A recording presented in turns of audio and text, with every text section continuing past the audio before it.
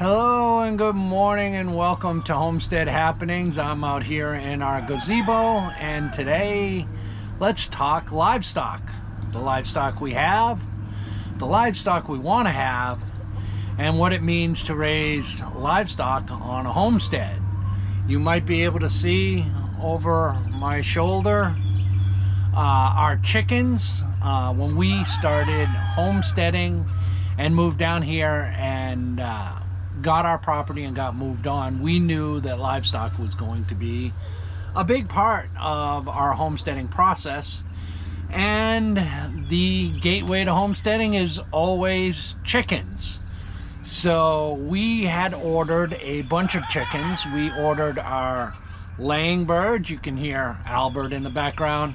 Whenever Albert sees me, he thinks I'm bringing him a treat, so he'll be probably crowing most of this video. We ordered a variety package from a hatchery, so we are not really sure what breeds they are. We know some of them, but we don't know all of them. And these girls are Easter eggers. So we get beautiful, thank you Albert, we get beautiful white eggs, brown eggs, green eggs. We get some that are almost a bluish color. Some have specks. They're really beautiful eggs, but it took them 8 months, maybe a little longer, before they started laying. And actually they just restarted laying. They were off for about a month. Our egg production went down to 2 or 3 eggs because they were doing their spring molt. But production has ramped back up, so we should be getting a dozen to 16 eggs out of, I think we have 19 birds. One obviously is Albert the rooster. And at the same time, we ordered our first batch of meat birds. We ordered Cornish cross jumbos from the same hatchery, and we ordered 3 different batches last year. Now, one of the things we're going to talk about here when it comes to livestock is livestock loss. We've suffered some pretty significant meat bird losses. A good part of that last year was the fact that we had never raised meat birds before and were new to it, and certainly made a few mistakes along the way. And some of it was losses that we got through natural raising of Cornish cross, through some predator activity. And one of our batches last year, it was supposed to be 35 birds, and 31 of those birds arrived in the mail dead. And like 3 more of them died within 24 hours. Of course, the hatchery replaced them, but that is one thing that we have found very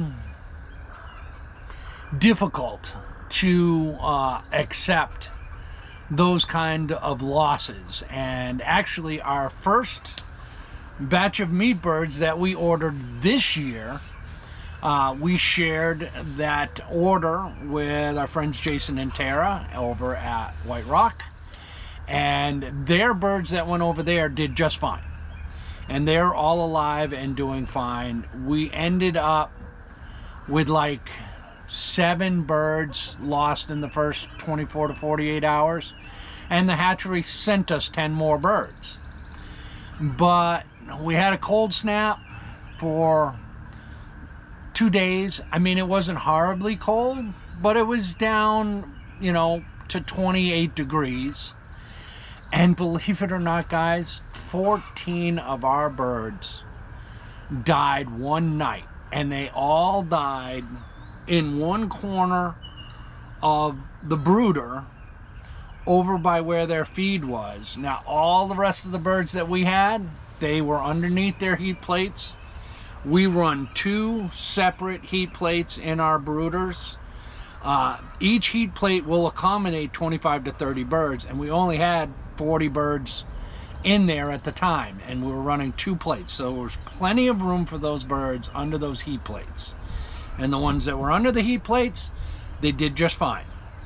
But these 14 birds, they were huddled in the corner, and Cornish cross are not, well, they're not the smartest bird in the flock by any means. And I think they huddled over there in the cold and tried to use body heat to keep themselves warm, and ended up just freezing to death over there. And it was horrible opening up the lid to that brooder that morning and seeing all of those birds gone. I don't know that I would do anything different. Some people have said, well, if you use the heat lamp, that won't happen. But and that may be true, but the heat lamp really only provides the necessary heat pretty much directly under it. And our brooder is made of 1x wood, and it had a cover over it with a little bit of ventilation, and they were 2 weeks old, 2+ weeks old at the time. So there was a pretty heavy manure load in the wood chips that they had, and that was giving off heat, just not enough to protect them if they didn't get under the heat plate. So I don't know if we would switch our practices at this point. I'm kind of thinking those were just dumb birds, and it happens. But we have a new batch of meat birds coming. Getting cold is not going to be an issue. It doesn't even drop down below 60 here in the Ozarks, so that is hopefully not going to be an issue till the fall flock. But that was our experience with chickens so far. Now we do have rabbits here on the homestead. We started off with 2 females and a male, Bill, and we bred the 2 females 2-3 times, and they would not breed. They would not take. So those rabbits ended up going to freezer camp. Bill's still around, and we were lucky to get another doe, 6-month-old doe, from our friend Jamie and Jesse over at 3 Little Goats, and she has been doing a spectacular job. I think those other 2 does were probably a little too old and a little bit too large to successfully carry a litter of kits. So, but we have the new one, Mama, and she produced 4 babies kits in her first litter, and then her second litter she produced 8, and they are thriving over in their hutches. And we just did the final breeding session for her. She's due this week, later on this week, guys. She's due to have babies again. In fact, we just put her brooder box in her hutch, and she's all set up and ready to go with some nice Timothy hay, and she's showing signs of being pregnant. She's looking a little bit larger, and we've noticed with her that pretty much 3-4 days before she gives birth, she really cuts back on her pellet eating and wants to eat more of the clover and the grasses and some stuff from the garden and the Timothy hay that we put in her hutch. So all signs point to another healthy harvest of kits from her. You'll see in an upcoming video, we moved their hutches from behind our camper, pretty close to our camper. That's where we set it up the first time, and we've moved them a little bit further away and a little bit more in the shade. But we only moved her last batch of 8, and Buck over there, because she's so far into her pregnancy, we didn't want to stress her out by picking her cage up, her hutch up, and moving it to a new location. So we're going to let her give birth there and probably let her nurse them. And when they're ready to come out of her cage 3 weeks after birth, 4 weeks after birth, then we'll move them over to the new spot, which I think is a better spot for them. And that's the livestock that we have right now on the homestead. But we have big anticipation for a bunch of other things here on the homestead.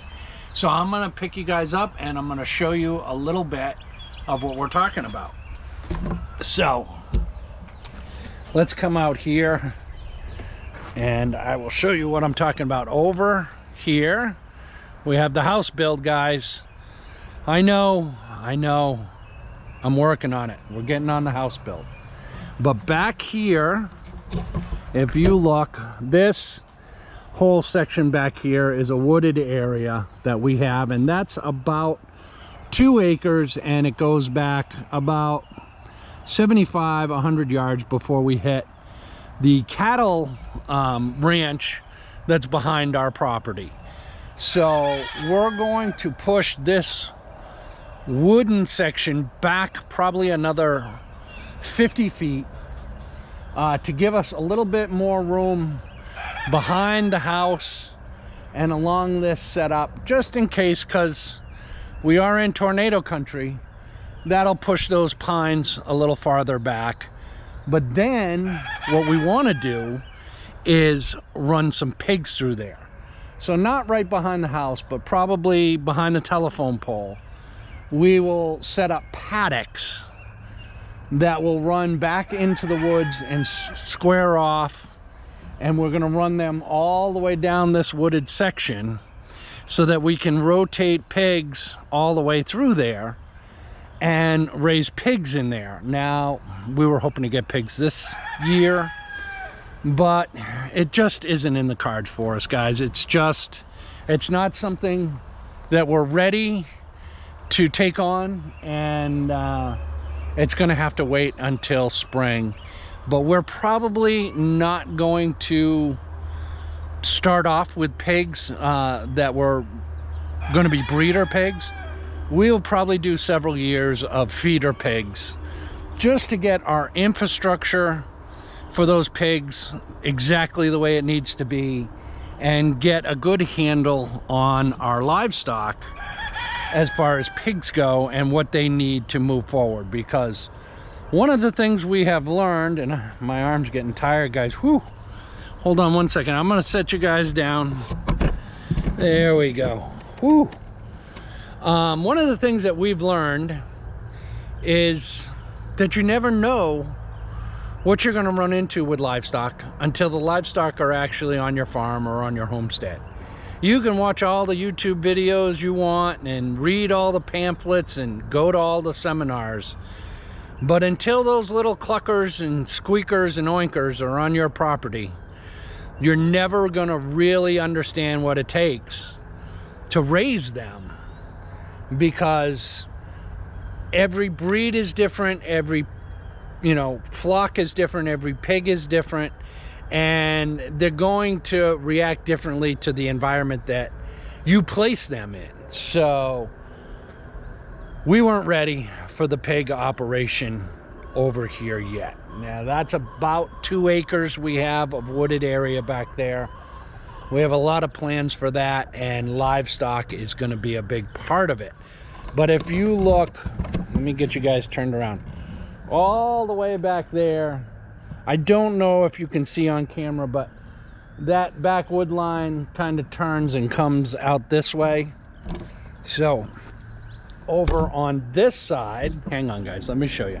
You get over here on the other side of the gazebo so you can see. So right back there is where I'm talking about, and then that comes out all the way out back to the road, and that's our property too. And that is probably 1.5 acres, 1.75 acres, somewhere in there.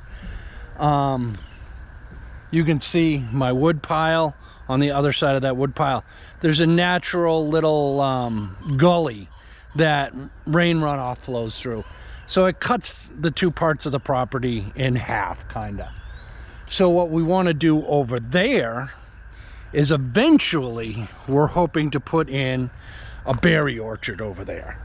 We had talked many times about doing fruit tree orchard, but after being here a year and talking about it and understanding that that part of the property is not going to get cleared for several years, and it's 10 to 15 years until fruit trees are really established well enough to provide a good amount of fruit.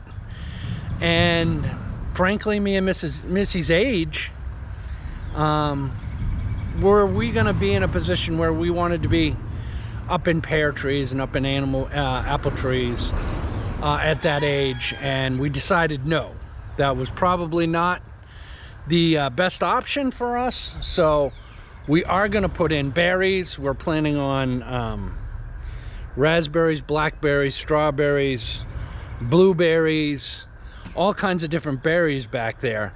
But part of managing that area and getting it ready is going to be sheep. I think we're going to run sheep through there. They will help fertilize that area, chew down all the underbrush once we get that cleared out, and really prepare that. So we'll probably run sheep over there and raise sheep and lambs on that side of the property for a few years to prep it and let them do a lot of the hard work that'll be involved in getting that ready. So that is definitely a new animal for us. We don't know really anything about sheep, but it's a challenge we're looking forward to taking on. So that'll be really, really cool. And then what's going to happen next in this corner? Oh, hang on, guys. Right in that corner right over there, because it's kind of damp down there, and there's some nice oaks, there's some honeysuckles over there, there's a bunch of stuff over there. This spring, guys, we're going for bees. I wanted bees this year. We weren't ready for it. We didn't have the means to start that, but we really want bees. We want our own honey. And bees would be great for our garden. They'd be an essential part of all our growing here on the homestead. And if we get those bees, and we can get those bees established next spring, when we go to harvest the timber back there, and set up the sheep over there, the bees will be very well established once we get rid of the sheep or move them and set up our berry orchards over there so that they can help to pollinate that as well. So bees are really, in my opinion, the next big livestock that we will get. And I know, are bees really livestock? I mean, at the end of the day, it's just a little bug, but it's hundreds, if not thousands of little bugs. And we've taken many bee classes to get educated on what is needed to raise bees. And although it's going to be a huge challenge and there'll probably be hive losses, they're a big undertaking. Bees can be quite a bit of upkeep, like any other livestock you might have on your farm or on your homestead. So we're really looking forward to that. Sometimes people ask us, will you ever raise cattle on your farm? And I do have this 2 acres over here. I could clear that 2 acres out, and I could run a couple, 2-3 head of cattle back there. I don't know that we would necessarily ever do cattle here on the homestead because I don't have the pasture land to feed cattle and to move them properly without having to source hay from another place. And then if I'm buying hay, you know, how much money am I making off that cattle versus being able to graze them myself? Now, because we live in such a rural area, leasing land to raise cattle on is actually a very common practice around here. A lot of farmers have multiple little pastures, and when I say little, anywhere from 50 acres to 500 acres, that they run their cattle on, and they just lease that property. And they run their animals there. And that's an option for us. That's something that we might do in the future. We'd have to see. But I think, you know, it all depends on the leased land and what I can do with it. Because if we were to get cattle here, I would want a dairy cow, if not 2 dairy cows here on the homestead. And again, the feed becomes an issue, but if I'm running beef cows on leased land somewhere close by that actually has pasture that can be hayed, then I potentially could do a deal with someone who wants to hay that pasture or is already haying out that pasture to split some of the hay so that I can source hay at no cost to myself, but have a dairy cow here on the homestead. So it's a lot of choices, guys. It's very hard to make livestock choices when you're a farmer or you're a homesteader, especially like us, first-time homesteaders, first-time farmers, who don't know a lot about that animal and its upkeep, to make a decision, because at the end of the day, you're in charge of that animal. So I guess if there's any advice I could give in my short time of homesteading, it would be patient. Let your animals come to your farm or homestead when your homestead is ready versus when you're ready. I think that's the best advice I could give.